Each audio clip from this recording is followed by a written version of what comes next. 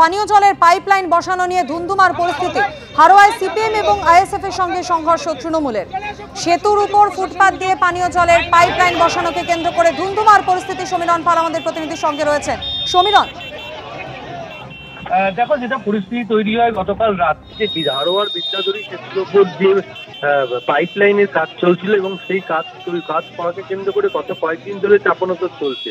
বিরোধীদের পক্ষ থেকে সিপিএম এবং আইএসএফ এর পক্ষ থেকে এই কাজে বিরোধিতা করা হচ্ছে। তাদের বক্তব্য হচ্ছে সেতুর উপর দিয়ে যে পাইপলাইনের কাজ হচ্ছে সেটা হচ্ছে ফুটপাতের অনেকটা অংশ দখল হয়ে যাচ্ছে পাইপলাইন বসানোর জন্য।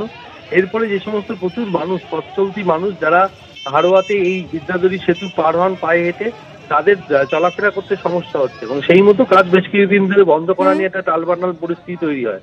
গতকাল রাতে ফের নতুন করে কাজ শুরু হলে সিপিএম এবং আইএসএফ এর পক্ষ থেকে সেই কাজ করতে বাধা দেওয়া হয়। তখনই তৃণমূল সমর্থকরা ছুটে আসে এবং দুপক্ষের মধ্যে সংঘর্ষ শুরু হয়ে যায়, ধস্তাধস্তি শুরু হয়েছে এবং সংঘর্ষে দুপক্ষের বেশ কয়েকজন জখম হয়েছে।